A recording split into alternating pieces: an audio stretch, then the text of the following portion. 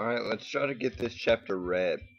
I actually tried yesterday to get it read, and I got at least half a page from the end, and everybody came home. So there was no way I was going to get that chapter read. It's not a long chapter, but it's a difficult chapter to read. We meet the cook, and he's going through the kitchen and touring the kitchen with the family. And there's many lists of things, so it's gonna be a challenge to read. Chapter 10, Hallorann. The cook didn't conform to Wendy's image of the typical resort hotel kitchen personage at all. To begin with, such a personage was called a chef, nothing so mundane as a cook. Cooking was what she did in her apartment kitchen when she threw all the leftovers into a greased Pyrex casserole dish and added noodles. Further, the culinary wizard of such a place as the Overlook, which advertised in the resort section of the New York Sunday Times, should be small, rotund, and pasty-faced. Pasty, yeah. Rather like the Pillsbury Doughboy. He should have a thin pencil-lined mustache, like a 40s musical comedy star, dark eyes, a French accent, and a detestable personality. Hallorann had the dark eyes, and that was all. He was a tall black man with a modest afro that was beginning to powder white. He had a soft southern accent, and he laughed a lot, disclosing teeth too white and too even to be anything but 1950 vintage Sears and Roebuck dentures. Her own father had had a pair, which he called Roebuckers, and from time to time he would push them out at her comically at the supper table. Always, Wendy remembered now, when her mother was out in the kitchen getting something else or on the telephone.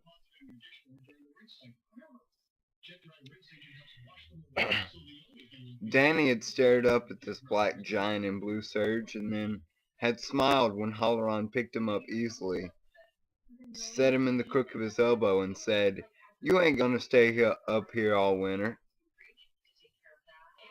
"Yes, I am," Danny said with a shy grin. "No, you're gonna come down to St. Pete's with me and learn to cook and go out on the beach every damn evening and wait for the crabs, right?"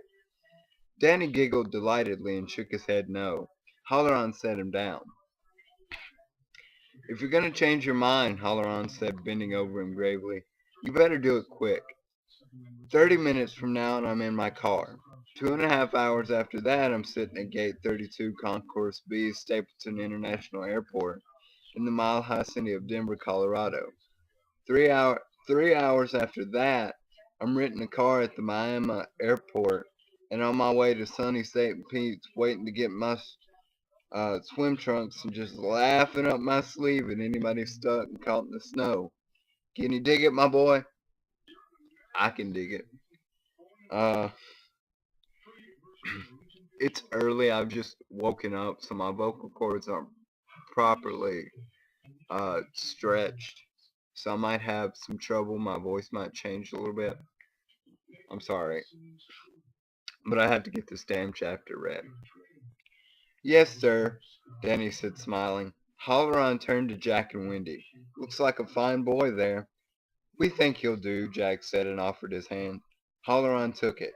"I'm Jack Torrance, my wife, Winifred. Danny you've met." "A pleasure it was. Ma'am, are you a Winnie or a Freddie?" "I'm a Wendy," she said, smiling. "Okay, that's better than the other two, I think. Right this way. Mr. Ullman wants you to have the tour. The tour you'll get."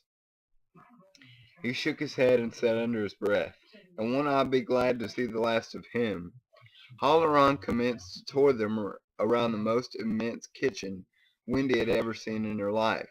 It was sparkling clean. Here we go again. Every surface was coaxed to a high gloss. It was more than just big, it was intimidating. She walked at Halloran's side while Jack, wholly out of his element, hung back a little with Danny. A long wallboard hung with cutting instruments went which went all the way from paring knives to two-handed cleavers, hung beside a four-basin sink. There was a breadboard, as big as their Boulder apartment's kitchen table. An amazing array of stainless steel pots and pans hung from floor to ceiling, covering one whole wall. "I think I'll have to leave a trail of breadcrumbs every time I come in," she said. "Don't let it don't let it get you down," Hallorann said. "It's big, but it's still only a kitchen. Most of this stuff you'll never even have to touch. Keep it clean, that's all I ask. Here's the stove I'd be using if I was you. There are three of them in all, but this is the smallest." Smallest, she thought dismazedly looking at it. There were 12 burners, two regular ovens and a Dutch oven, a heated well on top in which you could simmer sauces or baked beans, a broiler and a warmer, plus $1 million in temperature gauges. This is going to be a long chapter. "All right," Hallorann said. "You've cooked with gas before, Wendy." "You've cooked with gas before, Wendy?" "Yes." "I love gas," he said, and turned on one of the burners. Blue flame popped into life, and he adjusted it down to a faint glow with a delicate touch. "I like to be able to see the flame you're cooking with. You see where all the surface burner switches are?" "Yes." "And the oven dials are all marked. Myself, I favor the middle one because it seems to heat the most even. But you use whichever one you like, or all three for that matter." "A TV dinner in each one," Wendy said, and laughed weakly. Hallorann roared. "Go right ahead if you like. I left a list of everything edible over by the sink. You see it?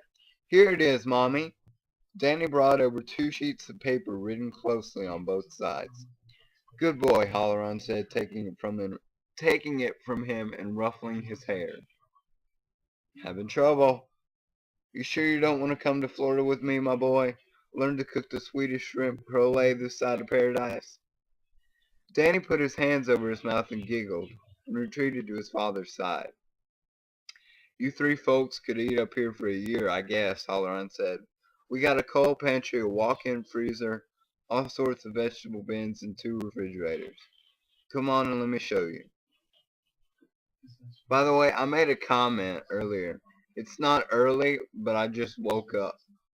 It's almost noon here, and I just woke up. Because I can. I'm sorry, I had to amend myself before I went any further. Come on and let me show you." For the next 10 minutes, Hallorann opened bins and doors, disclosing food in such amounts as Wendy had never seen before. The food supplies amazed her, but did not reassure her as much as she might have thought. The Donner Party kept recurring to her, not with thoughts of cannibalism. With all this food, it would indeed be a long time before they were reduced to poor rations as each other, but with the reinforced idea that this was indeed a serious business. When snow fell, getting out of here would not be a matter of an hour's drive to Sidewinder, but a major operation. They would sit up here in this deserted grand hotel, eating the food that had been left that had been left them like creatures in a fairy tale, and listening to the bitter wind around their snowbound eaves. In Vermont, when Danny had broken his arm, when Jack had broken his arm, she had called the emergency medic squad. Are you serious?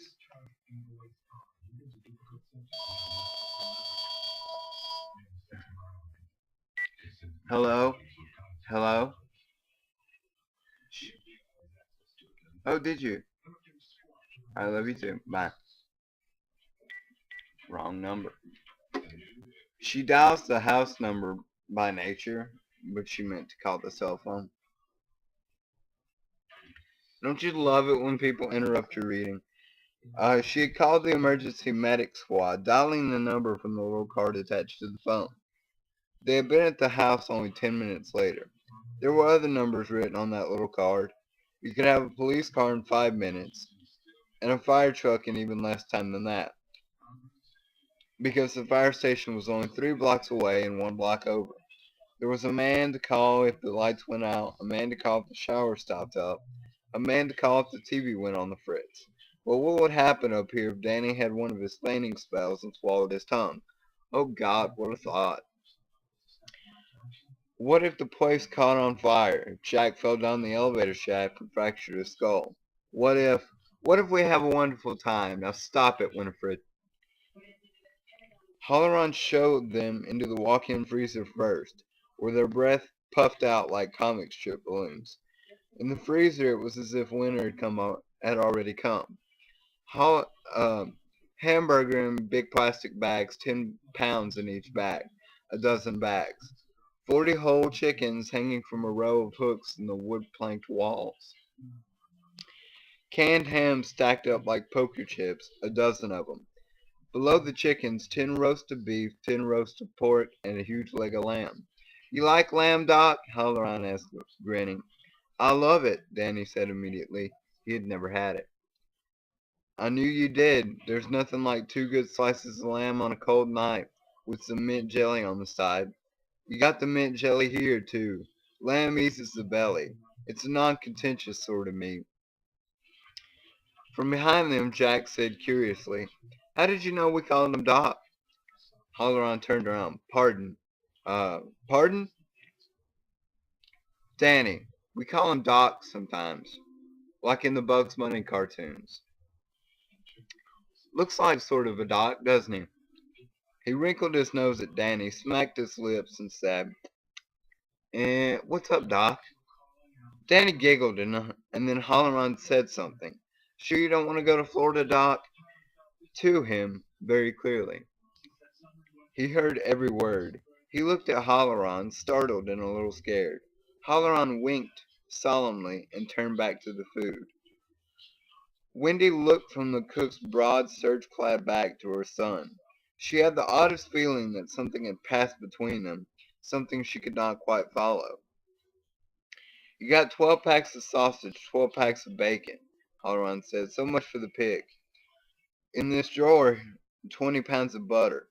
Real butter. Real butter? I'm having trouble with the tones here. Jack asked. The A number one. I don't think I've had real butter since I was a kid back in Berlin, New Hampshire. Well, you'll eat it up here until Oleo seems a treat, Hallorann said and laughed. Over in this bin you got your bread. 30 loaves of white, 20 of dark. We try to keep the racial balance at the Overlook, don't you know?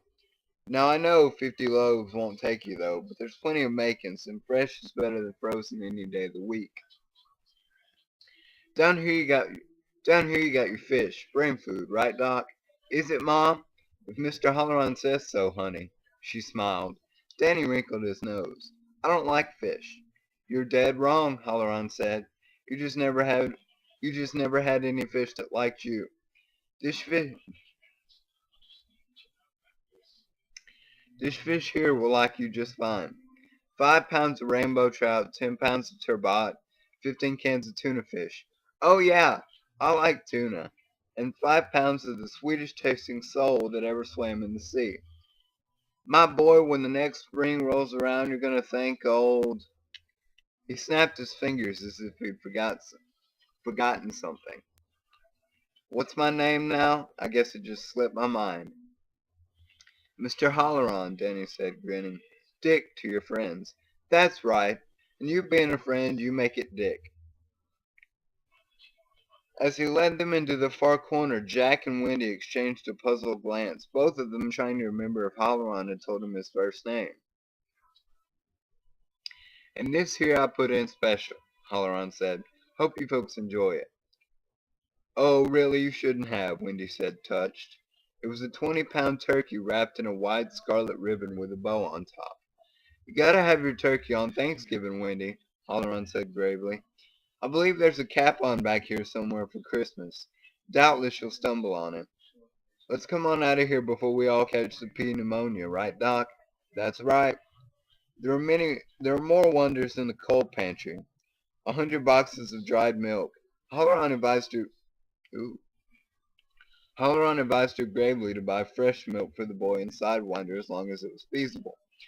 5 12 pounds of sugar, a gallon of blackstrap molasses, cereals, glass jugs of rice, macaroni, spaghetti, ranked cans of fruit and fruit salad, a bushel of fresh apples that scented the whole room with autumn, dried raisins, prunes, and apricots.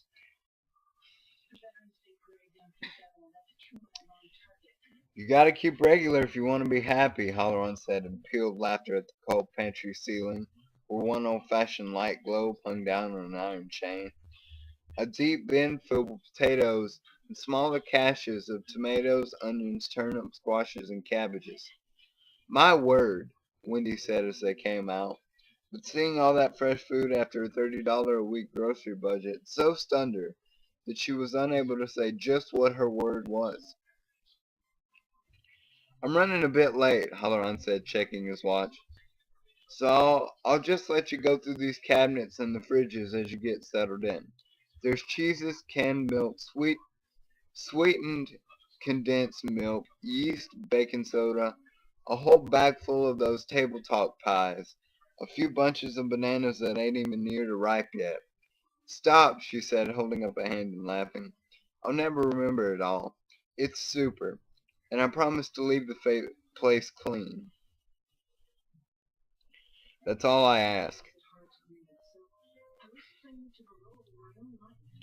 He turned to Jack. Why do I have these in? I don't need them. I just noticed I had my earphones in. To get to the point where you forget they're in, you're so used to them, you forget that they're in. That's all I ask. He turned to Jack. Did Mr. Ullman give you the rundown on the rats in his belfry? Jack grinned. He said there were possibly some in the attic, and Mr. Watson said there might be some more down in the basement. There must be 2 tons of paper down there, but I didn't see any shredded, as if they'd been using it to make nests. That Watson, Hallorann said, shaking his head in mock sorrow. Ain't he the foulest talking man you ever ran on? He's quite a character, Jack agreed. His own father had been the foulest talking man Jack had ever ran on. Jack had ever run on.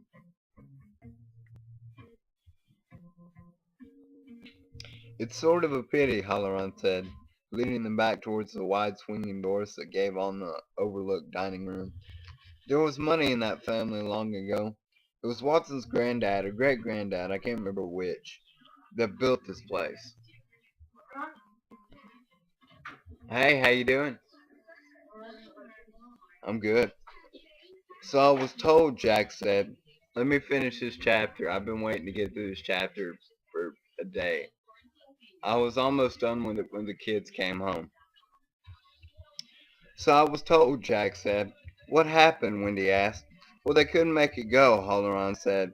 Watson will tell you the whole story, twice a day if you let him. The old man got a bee in his bonnet about the place. He let it drag him down, I guess. He had 2 boys, and one of them was killed in a riding accident on the grounds while the hotel was still building.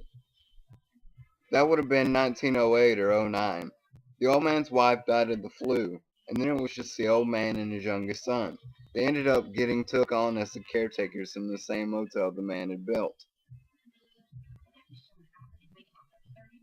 It is sort of a pity, Wendy said. What happened to him, the old man? Jack asked. He plugged his finger into a light socket by mistake, and that was the end of him, Hallorann said. Sometime in the early 30s, before the Depression closed this place down for 10 years.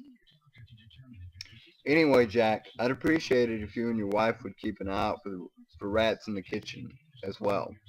If you should see them, traps, not poison. Jack blinked. Of course, who'd want to put rat poison in the kitchen? Hallorann laughed derisively. Mr. Hallorann, that's who. That was his bright idea last fall. I put it to him. I said, what if we all get up here next May, Mr. Ullman, and I serve the traditional opening night dinner, which just happens which just hap which just happens to be salmon in a very nice sauce. And everybody gets sick and the doctor comes and says to you, Ullman, What have you been doing up here? You've got 80 of the richest folks in America suffering from rat poisoning. Jack threw his head back and bellowed laughter. What did Omen say? Hallorann tucked his tongue into his cheek as if feeling for a bit of food in there. He said, "Get some traps, Hallorann." This time they all laughed, even Danny, although he was not completely sure what the joke was, except it had something to do with Mr. Ullman, who didn't know everything after all. Having trouble. The two of them passed through the dining room, empty and silent now, with its fabulous western exposure on the snow-dusted peaks. Each of the white linen tablecloths had been covered with a sheet of tough clear plastic. The rug, now rolled up for the season, stood in one corner like a sentinel on guard duty. Across the wide room was a double set of bat-wing doors, and over them an old-fashioned sign lettered in lit script, "The Colorado Lounge." Following his gaze, Hallorann said, "If you're a drinking man, I hope you brought your own supplies. That place is picked clean. Employees party last night, you know. Every maid and bellhop in the place is going around with a headache today, me included." "I don't drink," Jack said shortly. They went back to the lobby. It had cleaned greatly during the half hour they'd spent in the kitchen. The long main room was beginning to take on the quiet, deserted look that Jack supposed they would become familiar with soon enough. The high-backed chairs were empty. The nuns who had been sitting by the fire were gone, and the fire itself was down to a bed of comfortably glowing coals. Wendy glanced out into the parking lot and saw that all but a dozen cars had disappeared. She found herself wishing they could get back in the VW and go back to Boulder, or anywhere else. Jack was looking around for Ullman, but he wasn't in the lobby. A young maid with her ash blonde hair pinned up on her neck came over. "Your luggage is out on the porch, Dick." "Thank you, Sally." He gave her a peck on the forehead. "You have yourself a good winter. Getting married, I hear." He turned to the Torrances as she strolled away, backside twitching pertly. "I've got to run along if I'm going to make that plane." Having trouble. "I want to wish you all the best. Know you'll have it." "Thanks," Jack said. "You've been very kind." "I'll take good care of your kitchen," Wendy promised again. "Enjoy Florida." "Always do," Hallorann said. He put his hands on his knees and bent down to Danny. "Last chance, guy. Want to come to Florida?" "I guess not," Danny said, smiling. "Okay. Like to give me a hand? Like to give me a hand out to my car with my bags? If my mommy says I can." "You can," Wendy said. "But you'll have to have that jacket buttoned." He leaned forward to do it, but Hallorann was already ahead of her, his large brown fingers moving with smooth dexterity. "I'll send him right back in," Hallorann said. "Fine," Wendy said, and followed them to the door. Jack was still looking around for Ullman. The last of the Overlook's guests were checking out at the desk. Right?